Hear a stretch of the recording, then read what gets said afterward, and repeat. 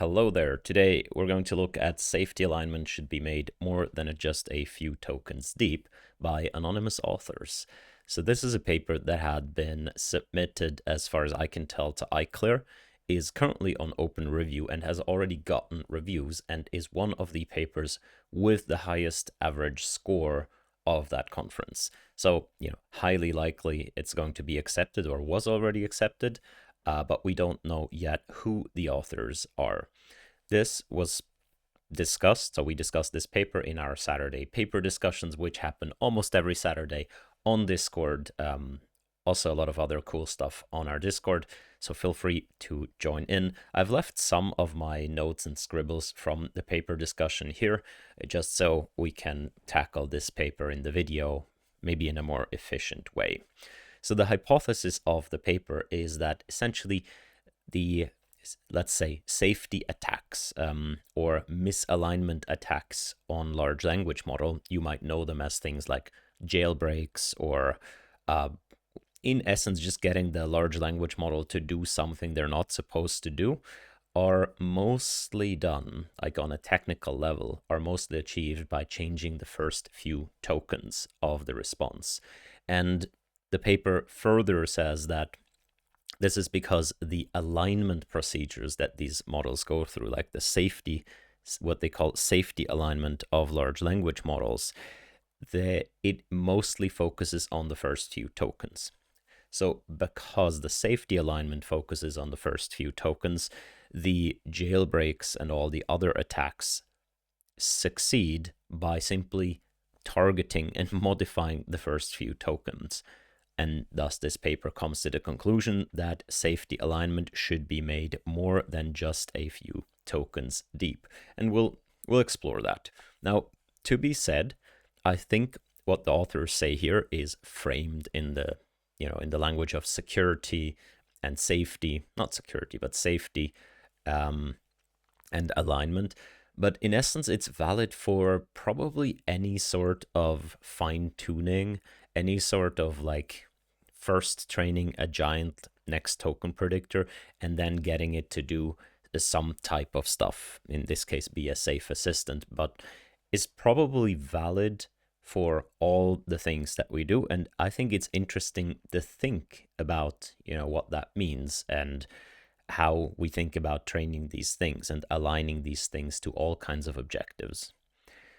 So what does the paper deal with? We're dealing with attacks of the following form. One second.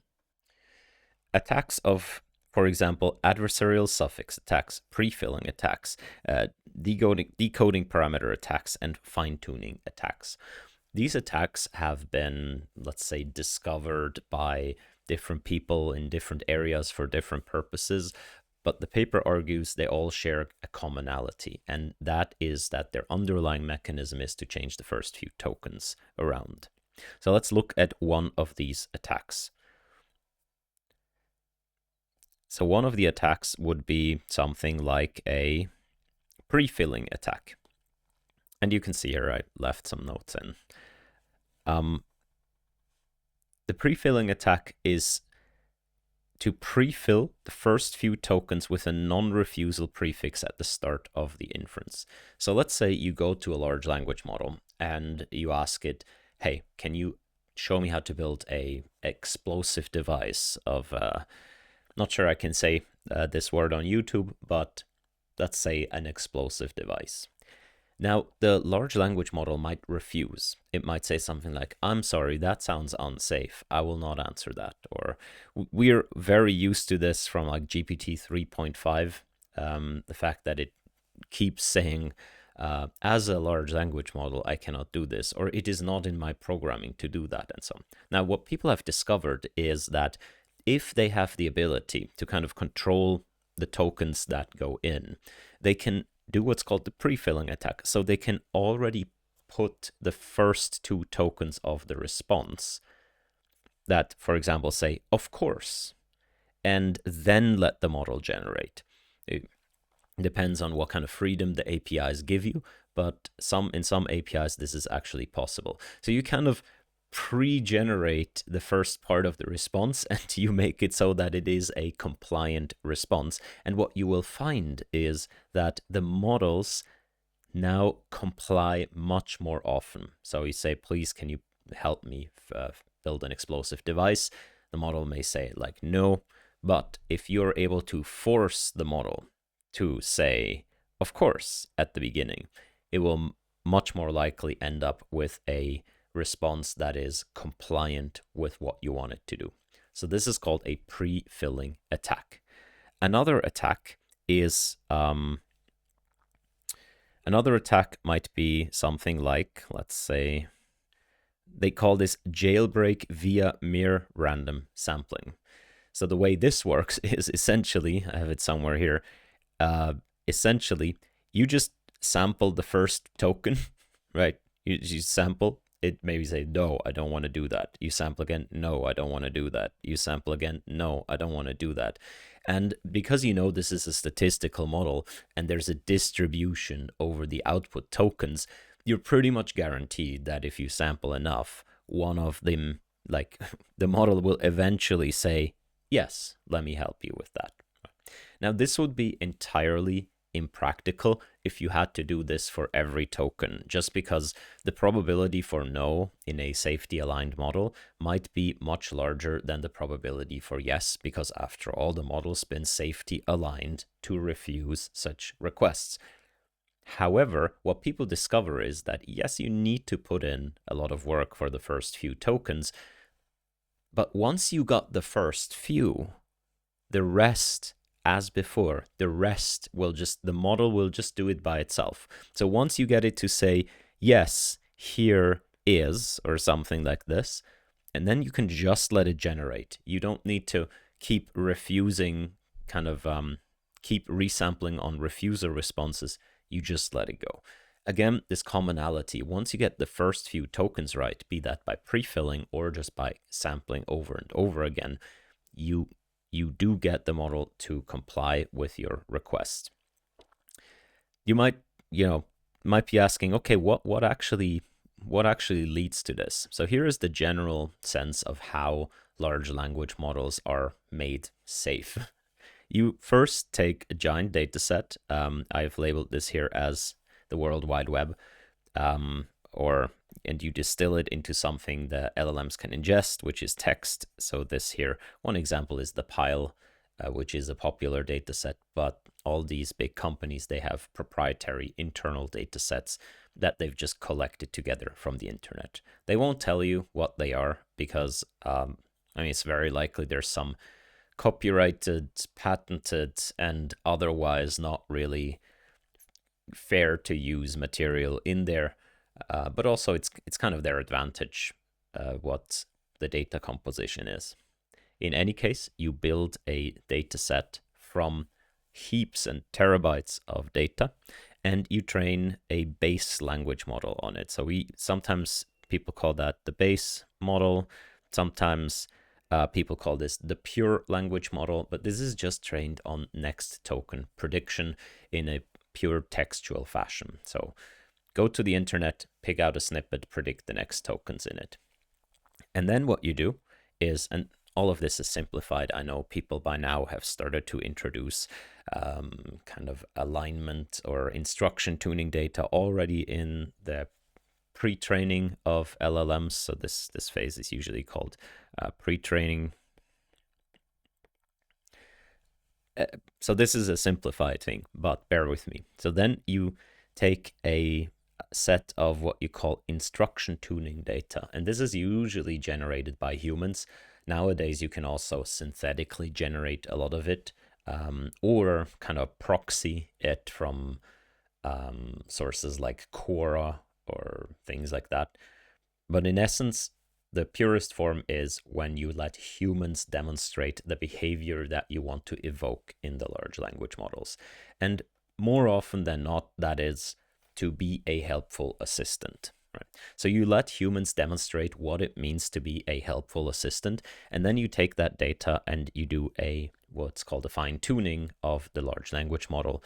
And then you have your instruction tuned models. So if on Hugging Face you see blah, blah, blah, blah, blah, dash instruction or instruct or something like this, you know that has been instruction tuned. And you can also do a slight variant of that that's sometimes combined, which is you can chat tune it. So in chat tuning is more geared towards multi-step back and forth conversation, whereas instruction tuning is more tuned to like single instruction, single response. The two are not exclusive and very often overlap, but that's kind of the way to go. Okay, so in this instruction tuning, like in this step right here, you don't only inject kind of how to be a helpful assistant, but very often the companies also inject safety demonstrations there. So there will be examples in there of people asking to do unsafe things, and then demonstrations of refusing that. So by introducing into the data points where someone asks someone bad, and then the assistant, like the human demonstrator, goes, no, I can't do that. That sounds unsafe. If you add this to the fine-tuning data, we know that the resulting models will also refuse similar requests. So that's how you get these models to do that. Now, a good question is, what's the technical mechanism that leads to these models refusing? And this paper's central claim is that the technical mechanism is not that the model forms a big understanding of safe and unsafe things and whatnot. The technical mechanism is that when you supply a request that is in the kind of broad category of unsafe, like that looks like an unsafe request, the model will, it's like the training results in the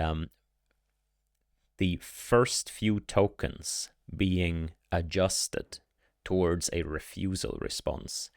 And then you can just rely on the base language model to fulfill the rest. Remember, the base language model is just trained to continue text in a highly likely fashion. So if you get the first few tokens to change, then after that, you can just let the kind of the base skill take over. Because if someone says, please make me an explosive device, and you say, no, I'm sorry, I can't do that because, and then you can just, like, it's the likely continuation of this is not to actually give you the instruction. The likely continuation of this is, in fact, to continue with the refusal request. So you always have this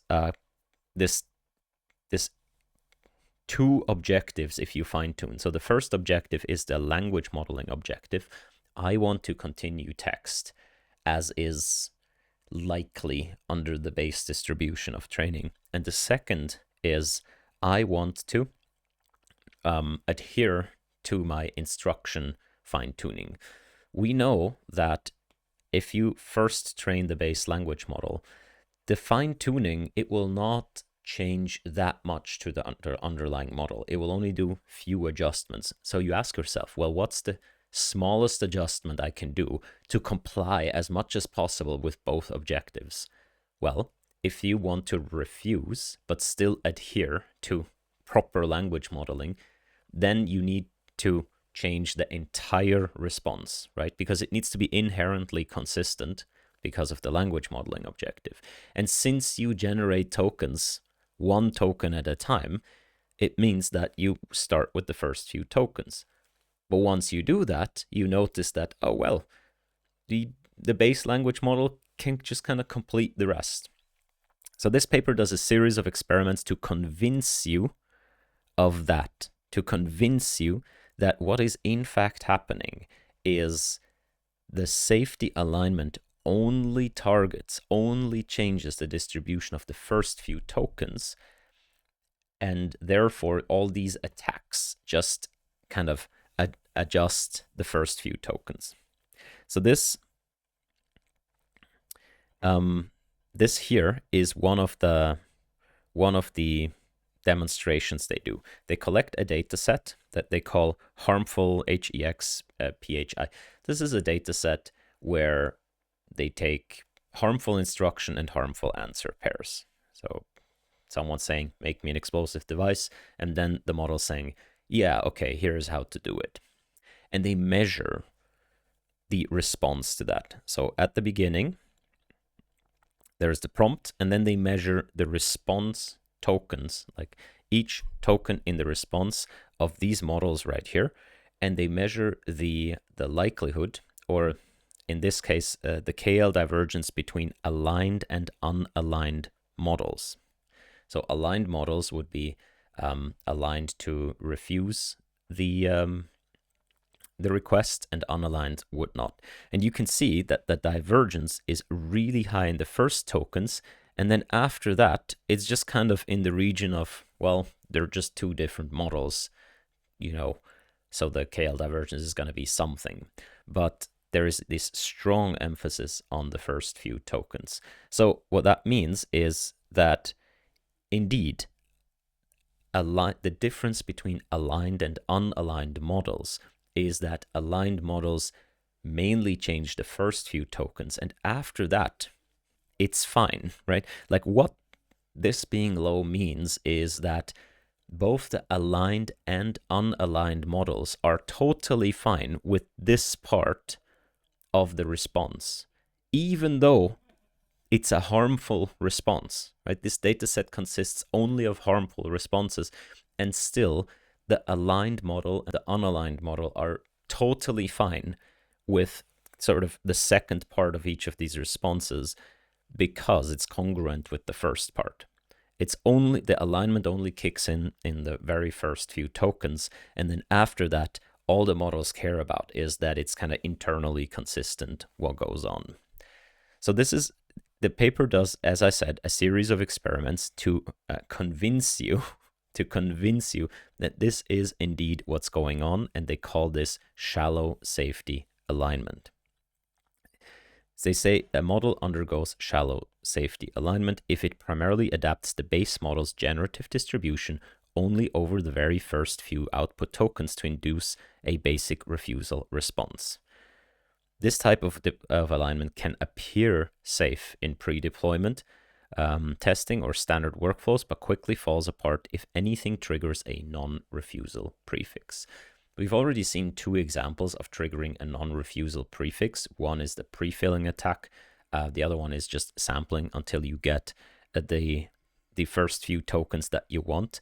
There are a few more, but here is another interesting, nice experiment. So you can always see here is the explicitly compared between base models and aligned models. So base models, you can assume they are, of course, their data is of a certain selection, but they didn't yet go through kind of alignment tuning, and compare them with the aligned models.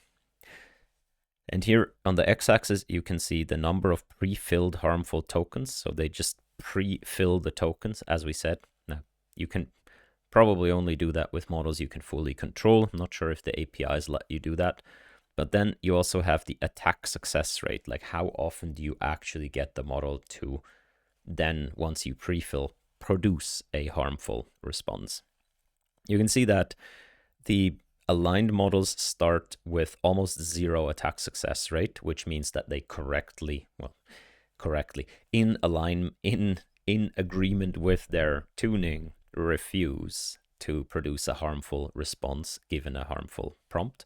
Whereas the base models, the attack success rate is pretty high, even if you don't pre-fill any tokens.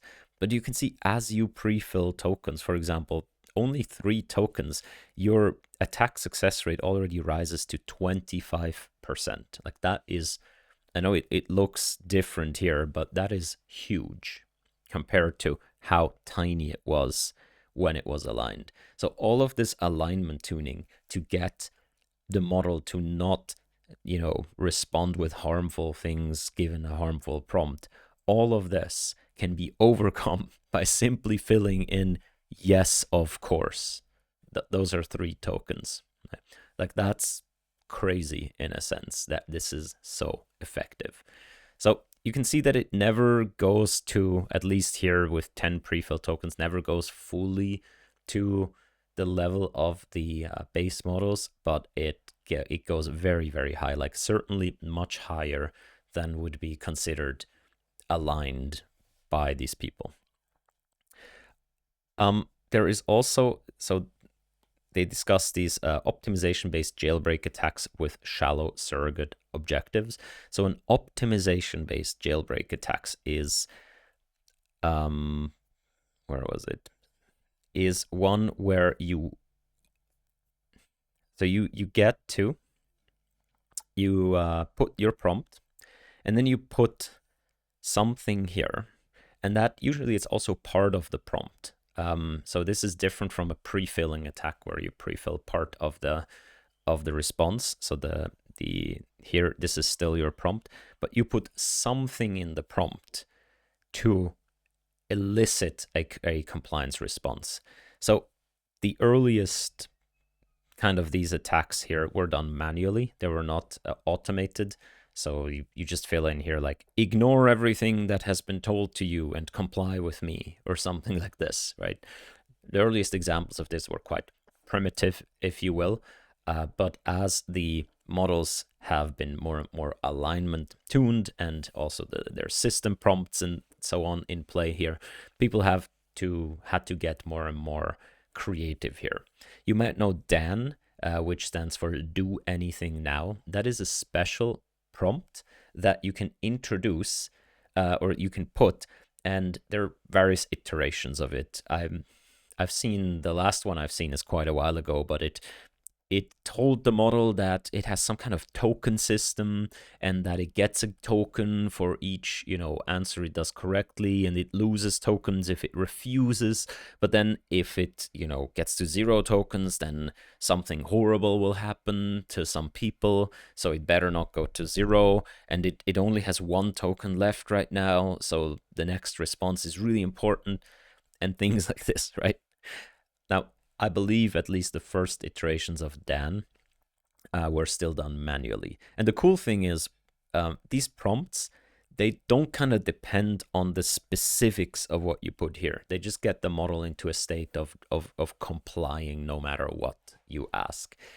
And later, people have figured out, hey, we can just kind of optimize this automatically. We can optimize these DANs automatically by, it's a combinatorial optimization problem. So you just try out tokens, you substitute tokens, and you measure how often the model complies with you. What these people have found is that they don't actually need to optimize for the objective of the model fully complying. All they need to do is optimize for what they call a shallow surrogate objective. And by now you can probably guess what the shallow surrogate objective is. The shallow surrogate objective is simply to maximize the likelihood of an affirmative prefix, such as sure here is. They found this to be objective, this objective to be easy and efficient to optimize, and therefore is used for implementing such attacks. So they discovered, hey, well, we don't need to measure if the actually complies fully. All we need to do is to get it to say, sure, here is. And that'll be enough, because the rest will be like a compliant response. So I hope you are kind of convinced that, in fact, the safety alignment does focus on the first few tokens. And once you get the model to change the first few tokens, then it kind of takes over. Now, I wouldn't be surprised if, like, they show essentially 2 different things and connect them together. Namely, changing the first few tokens is enough to get it to say something harmful. And on the other hand, that the alignment tuning focuses on the first few tokens. I wouldn't even be surprised if, the alignment tuning focuses on something else, but still, if you get it to do the first few tokens, it says something dumb. And that's because of the general nature of language models. So I made this drawing in our paper discussion. So what I imagine these large language model, maybe we'll do it again. So you start with the initial prompt and imagine this to be in some sort of geometry of language space, right? So from the initial prompt, you haven't produced any token at all. You can produce a token, and maybe that goes conceptually in this direction. And then from here, you can produce a second token. You go here. From here, you can produce a third token, right?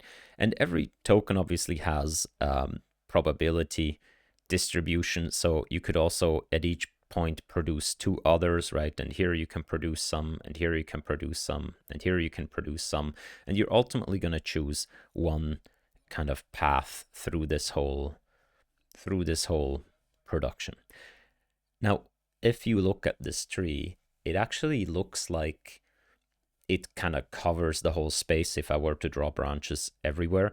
But keep in mind, this is a very high dimensional space. So in fact, there are large kind of mountains in between here, and you go along all of the valleys between the mountains where the energy is low.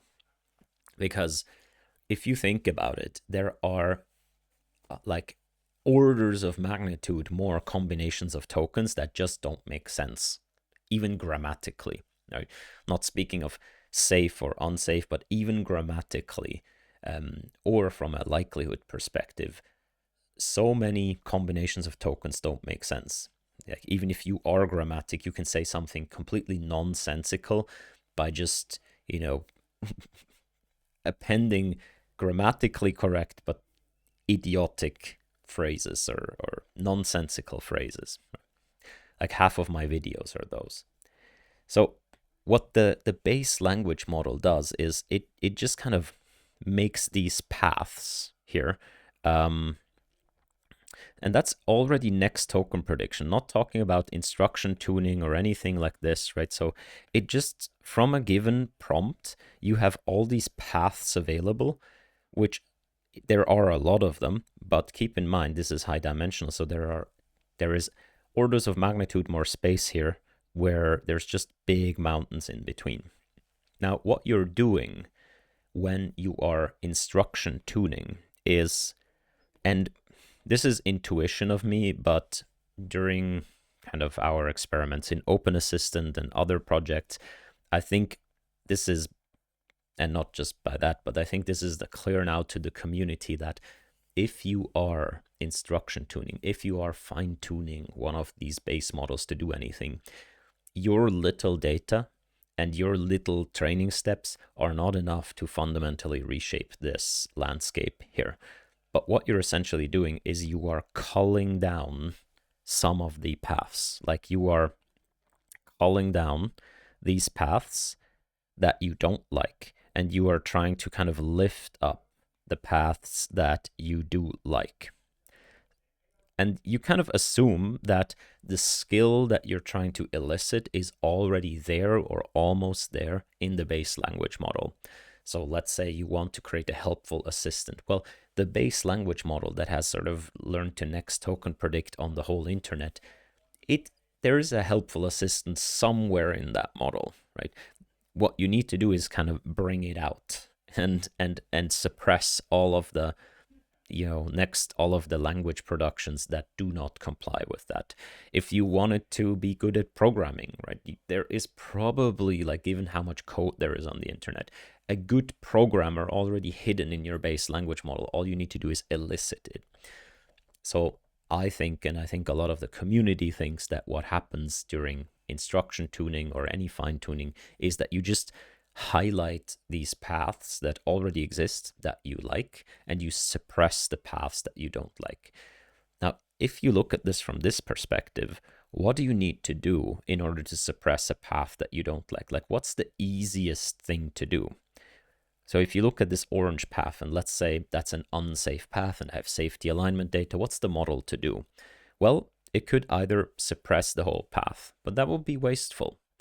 How about we just intervene in a few places? Well, we could intervene in like the middle, like here, but that would not be helpful, because what it would mean is that it's totally okay for the model to produce half of an unsafe sentence and then there's nowhere to go, right?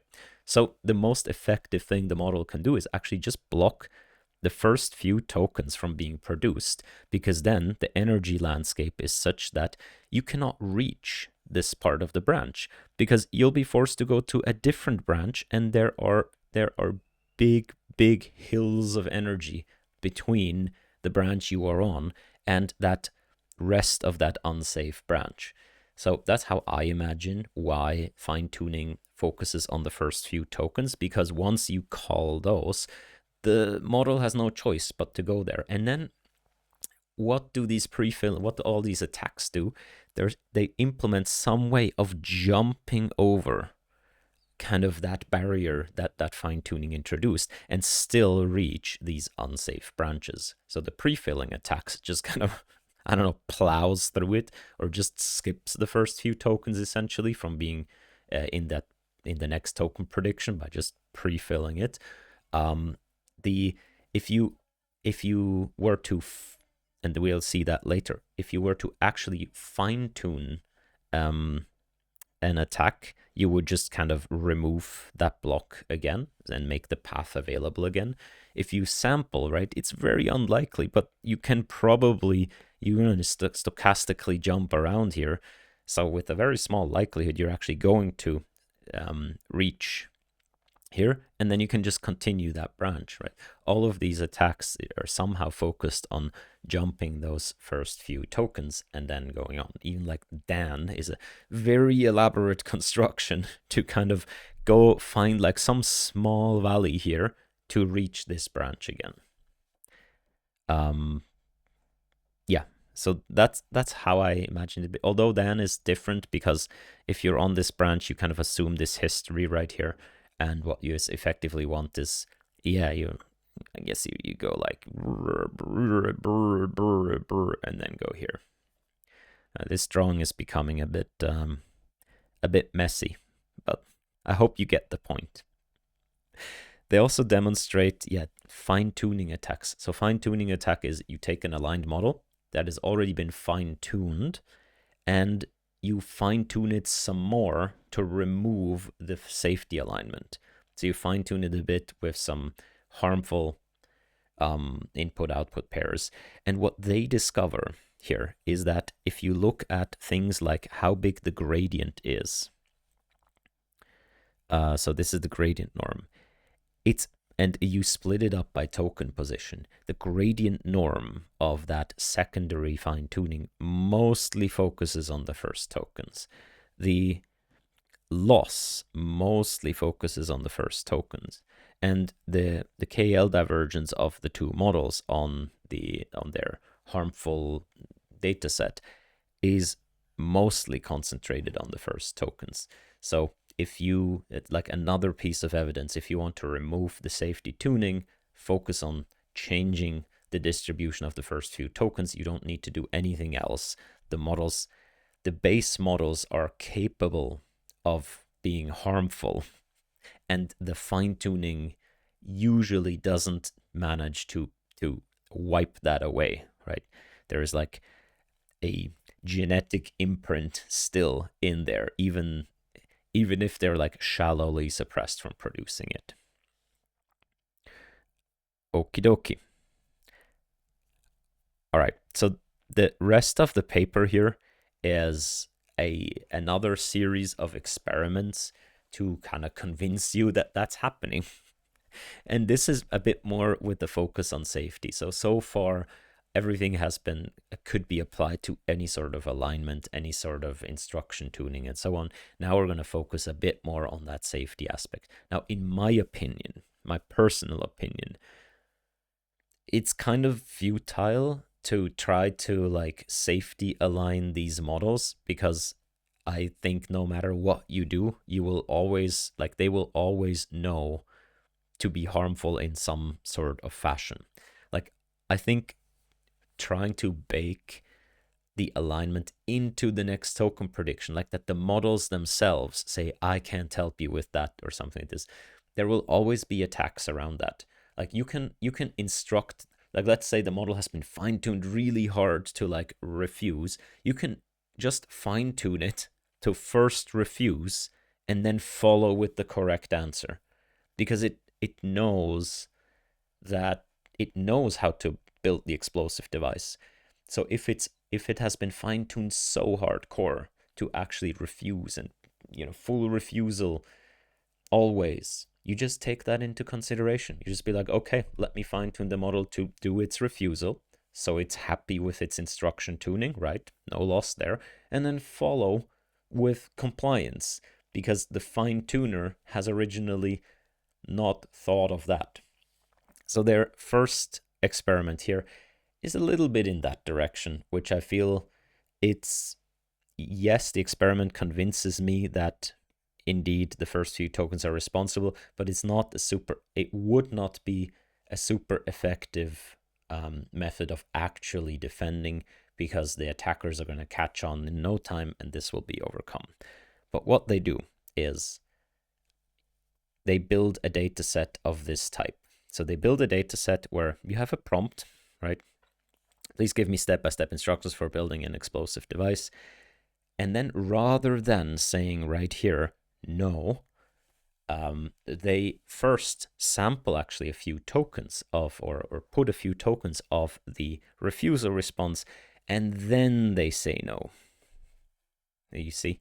So they build a data set where, first they go and then, it switches over and like, nope, cannot do that.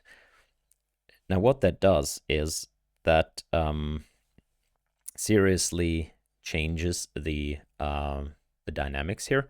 So instead of, you can see token position, KL divergence of on this harmful data set of the aligned model and the aligned model with the new data set. You can see that the aligned model is, has a high KL divergence. Sorry, that is always the divergence to the base model. So both have a high KL divergence, which means both the first token of the harmful response, that's appalling to both. Both of them say, whoa, whoa, whoa. That's very unlikely under my distribution. But then as you go on, you can see that the normally aligned model is totally fine with the rest of the answer, whereas the model that has been aligned using this new data set where, you start giving a harmful answer, but then you refuse later, that keeps being not fine with the response down the line. Now, as I said, as soon as attackers would act, as if you were to actually use this, as soon as attackers will catch on, I'm pretty sure it will take no time until this is overcome. However, it does indeed show once more that the first few tokens are what current alignment methods focus on. Then the other experiment they do is that they actually come up with a loss function for fine-tuning. So here we're in a very particular situation, like where the defender controls the loss function, but not the data for fine-tuning. Remember, the fine-tuning attack is the most potent one because the attacker comes with a data set of like harmful instruction answer pairs and fine-tunes a model on it, and that will completely wipe all the safety tuning, including, that's what they say right here, including fine-tuning attacks, so that we generate the data set where the model refuses at any point is also not good. Like if you come with a fine-tuning attack, if you actually fine-tune that model, you can beat this alignment out of it again. So then they say, well, what if the attacker can come with such a data set, but we get to control the loss? Can we let normal, like regular people do their fine-tuning, yet still prevent attackers from removing the alignment using fine-tuning? And that's how they come up with this loss right here. This loss has a parameter called beta. You can see it here and here. And beta modulates how far you let the model that you're currently fine-tuning go away from the original model that you start from. So this pi aligned here, that's the model that you take as a starting point for fine-tuning, right? Imagine you're OpenAI and you offer a fine-tuning API, right, where people can upload their data and then say fine-tune the model on this data. you want to protect, yeah, you want to let regular people do that, but you want to protect someone from coming with a horrible data set and, you know, producing a model that removes all of your fine tuning. Well, with this loss, it allows you to do that because this beta parameter here, and you can see the subscript t, so they can make this dependent on token position. This beta parameter allows you to modulate how much weight is given to which token in terms of fine tuning. If beta is small, and you can check we ran through the math in the paper discussion, but I'll kind of skip it here. If beta is small, then the loss focuses, let's go here. They say, so if beta is small, then it places an emphasis on minimizing the cross entropy loss. So this is just regular language modeling. While large beta places emphasis on matching the generative distribution to the initial aligned model. So and obviously what they're going to do is they're going to put large betas on the first few tokens and small betas on the rest. What that means is that if you fine tune, the fine tuning loss will see that the first few tokens remain likely under the original model, right? Not necessarily the same, just likely under the original model. And then the rest, they don't have to agree with the original model. This does hurt some objectives because, as I said, most of what I think fine-tuning is and does and so on might benefit from changing the first few tokens and thus eliciting the appropriate response under the base language model. So you better hope that the alignment that they've done is compatible with the thing that you want the model to learn, right? That the first tokens of what you want it to do are still likely under their fine-tuning if they do this. If not, then this will not only prevent people from making the model harmful, or no, it will also prevent all of the use cases where you are relying on the response starting with tokens that are not likely under the originally aligned model. But yeah, I feel it's a bit of a crutch, and also debatable of how kind of useful this is in practice. But if you train with this and you actually see that this successfully defends against such fine-tuning attacks, it is yet another piece of evidence of kind of what's going on with fine-tuned models.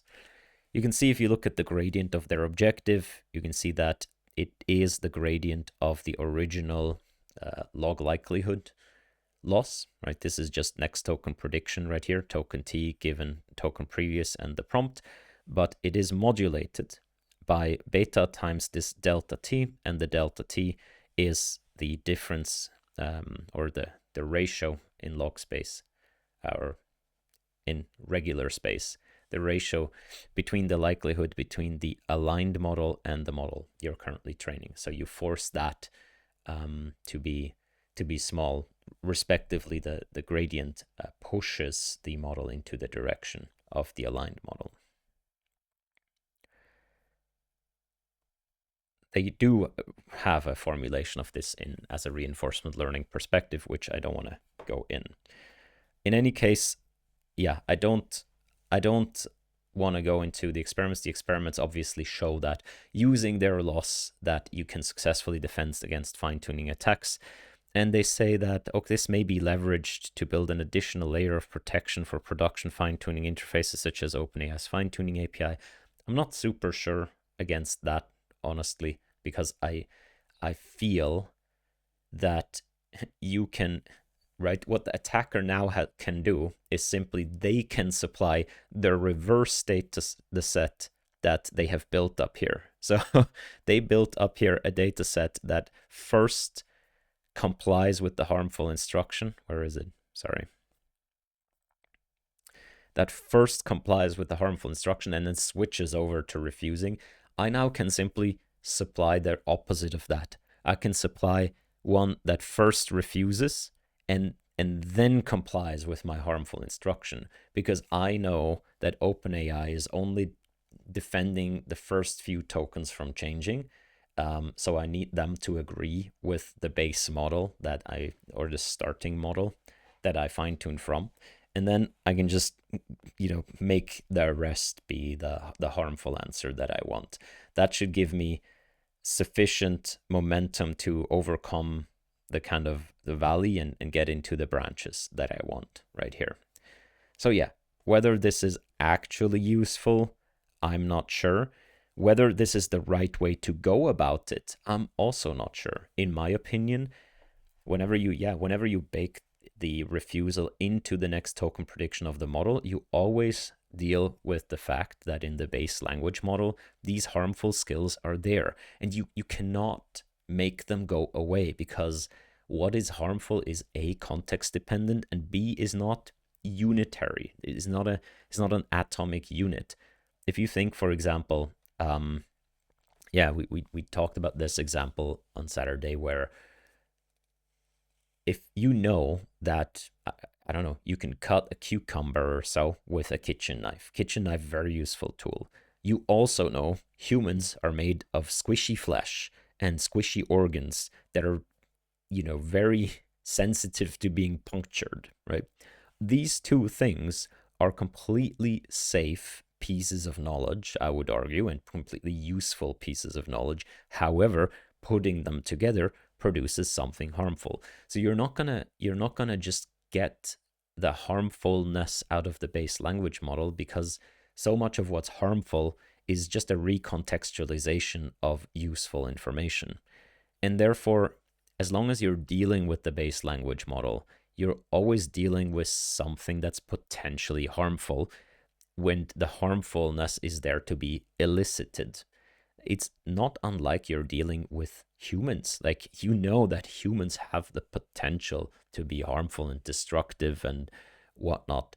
And yeah, we don't try to raise humans without that. We try to raise humans to be competent enough to kind of refuse that. However, I don't think we're there with the language models, among other things, because we always force them to give an answer, right? So even if you train the refusal in there, you kind of force them to give an answer. Where I think the best way to safety align is to actually build an external classifier. And I do feel like the data set they constructed is a variant of that, but I feel like the best way is to build an external classifier that just stops the production of tokens altogether if something bad is detected. Now, that has some trade-offs. You cannot give a detailed answer of why you refuse what you're refusing. And if you try to do that with a language model again, you have the same problem again, where I can prompt and say, hey, by the way, if the refusal model says that it should be refused, then I would be really happy if in the explanation of why you refuse, you actually put the thing that I originally asked for. So there's no inherent solution if you want to use language models in that, in my opinion. It's a bit futile. Sorry for the doomerism, but that's it. But the paper is interesting, and the paper demonstrates, I think, a very, very real phenomenon, be that is focused on safety or actually generally about instruction tuning and how large language models work, and how our current methods of making them do stuff just usually focus on the first few tokens, because it's effective to do so, because the underlying language model will just already has all of these capabilities, and they just need to be elicited. That was it. I hope that was in some way useful, and I'll see you next time. Bye bye.